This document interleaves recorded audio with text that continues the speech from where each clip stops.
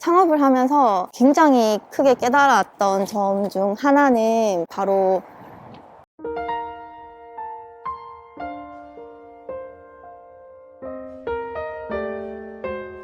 현자님 어디 가세요? 방솔님! 저 지금 베이커리 가고 있어요. 베이커리 카페 시작하셨잖아요. 네. 얼마 되셨어요? 이게 다른 분들도 가장 궁금해하는 게 베이커리 카페 투자금이 얼마 들었냐에 대해서 굉장히 많이 여쭤보시는데 제가 한 번도 정확하게 얘기해드린 적이 없는데 감독님이 여기까지 와주셨으니까 처음으로 이야기를 하면 지금 서울에 역세권에 있는 20평?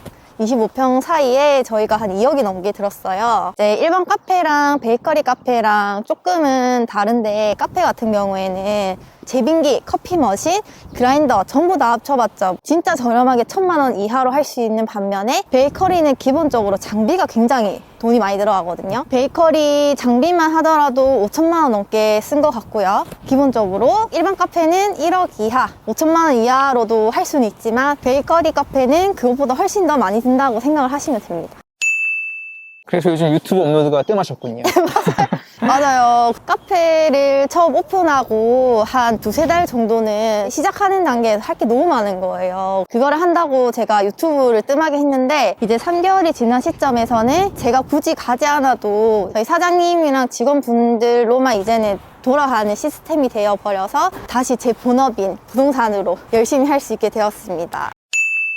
베이커리 카페를 시작하게 된 계기가 네. 어떻게 되신 거예요? 2021년도로 돌아가서 저희 동생이 프랑스에서 이제 워킹홀리랑 유학까지 거의 3-4년을 베이커리에 관련해서 공부를 했는데 이제 한국에 돌아와서 대기업에서 런칭한 카페에서 일을 했는데 사실 제가 보기에는 그 이상의 돈을 벌 수 있고 동생이 진짜 소비자한테 원하는 빵을 제공을 한다면 이게 동생한테도 좋고 소비자한테도 좋고 그리고 사업적으로도 크게 할 수 있을 것 같아서 제가 먼저 동생한테 제안을 했어요. 이제 부동산 하시는 분들은 사업에도 굉장히 관심이 많잖아요. 부동산의 경우에는 어떻게 보면은 우리가 투자 관점으로 시세 차익을 얻는 걸로 하는데 사업은 이제 현금 흐름으로 생각이 들더라고요. 부자 아빠, 가난한 아빠를 보면은 항상 투자도 하되 사업도 같이 해야 된다라고 적혀 있어서 저도 항상 그 사업에 대한 갈망이 있었고 그거를 동생한테 제안을 했는데 동생도 좋다고 해서 지금 동생이랑 같이 베이커리 카페를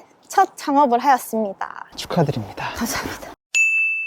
베이커리 카페를 시작하려면 네. 어떤 부분을 준비해야 돼요? 사람들이 가장 궁금해하는 거는 저는 카페라고 생각이 들어요. 근데 이게 비단 카페나 베이커리 카페 전부 다 상관없이 내가 어떤 사업을 시작을 할 때 우리의 브랜드가 소비자분들, 고객분들한테 어떠한 가치를 줄 수 있는지에 대해서 고민을 하는 게 저는 가장 중요하다고 생각이 들거든요. 당연한 이야기 하는 거 아니야? 라고 이야기할 수 있는데 제가 되게 초짜 사장님이긴 하지만 이제 시작을 해보니까 솔직히 저희 베이커리가 평균 맛 이상이라고 생각을 하거든요. 근데 이게 사업적으로 봤을 때 어떤 음식의 맛은 20-30%밖에 차지를 안 하고 사실 70% 이상은 이걸 내가 소비자한테 어떻게 내보이느냐가 정말로 중요하더라고요. 그 소비자한테 어떠한 컨셉으로 내보이고 그리고 이 컨셉으로 어떻게 소비자한테 알리는지 이게 마케팅이더라고요. 아무리 맛있는 음식을 만들어도 아무리 좋은 플랫폼을 만들어도 이거를 어떠한 소비자들한테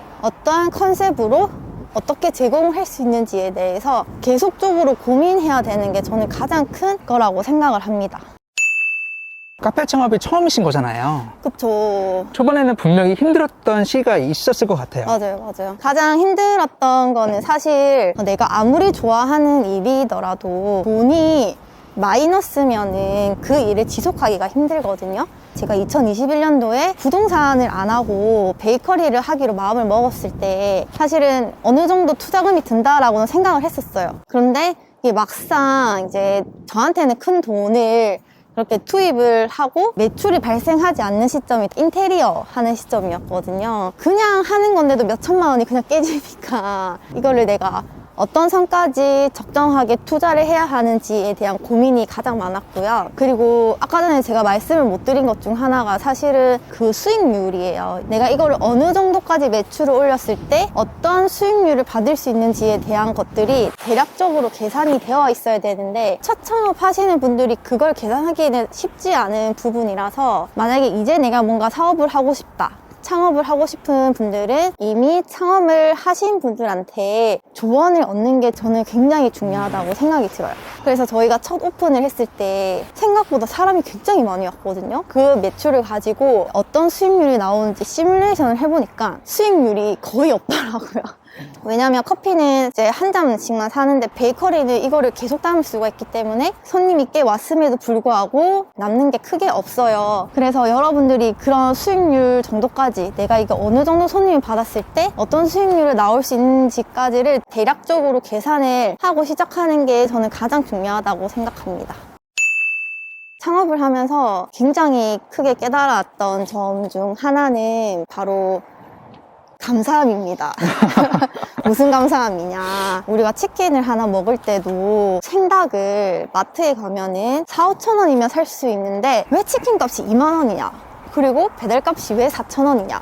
저도 그렇게 생각을 했거든요. 이거는 굉장히 불합리하다라고 생각을 했는데 창업을 한 3개월 해보니까 그 모든 가격들이 이해가 되기 시작하더라고요. 어떤 치킨을 먹어도 어떤 카페에 가서 커피를 먹어도 항상 감사한 마음을 가지고 먹게 되었습니다. 왜냐하면 이게 직접 창업을 해보면은 딱 봤을 때는 원가가 4,000원이지만 요거를 치킨으로 만드는 과정에서 어떤 공간에서 만드는지 보증금 월세가 들죠. 그리고 치킨을 만드는 그 사람의 인건비가 정말로 많이 차지를 하더라고요. 저희 베이커리만 하더라도 한 달 전기세, 수도세가 거의 100만 원 정도 나오거든요. 소금빵 2,500원을 팔아서 400개를 팔아야 전기세를 충당을 할 수 있는 돈이기 때문에 이게 원가 플러스 부가적으로 들어가는 것들이 굉장히 많습니다. 그리고 배달의 민족 같은 경우에도 배달비가 무슨 4,000원이야 라고 하시는데 제가 이제 사업주 입장에서 배달의 민족을 한번 해볼까? 라고 이제 상담을 받았을 때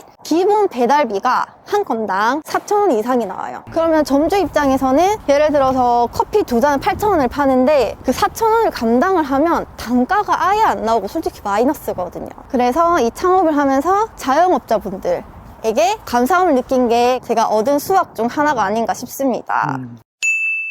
끝으로 올해 목표는 어떻게 되세요? 프랜차이점이 아니라 일반 브랜드를 선택을 한 거는 저희 이제 동생의 파티쉐가 사람들이 원하는 걸 제공을 하고 소비자에게 정말로 가치가 있는 브랜드가 되고 싶은 게 저희의 목표거든요. 그래서 지금 수익이 안 나오는 것도 100만 원이 남으면은 그 100만 원을 뭐 디자이너비랑 아니면 그 패키징비로 전부 다 써버려요. 그래서 저희는 앞으로 2023년 계획은 그냥 계속해서 성장하는 기업이 되고 싶다입니다. 멋지네요. 감사합니다. 정말 쉽지 않은 길이고 그렇지만 저는 이게 경험을 했다는 것만으로도 엄청난 가치라고 생각을 하고 하기를 정말 잘했다는 생각이 듭니다. 혹시 창업에 관심이 있고 궁금한 점이 있으시다면 가끔 도마솔님 여기 영상에 와서 댓글을 달아드릴 테니 댓글로 달아주시면 제가 조금이나마 도움이 되도록 하겠습니다. 숨이 잠시만 숨이 잘 안 나. 걸으면서 인터뷰하니까 숨이 안 쉬어지네. 너무 빨리 걸어서 그래요. 너무 빨리 걸어서. 아, 그래요? 네, 천천히 걸어도 돼요.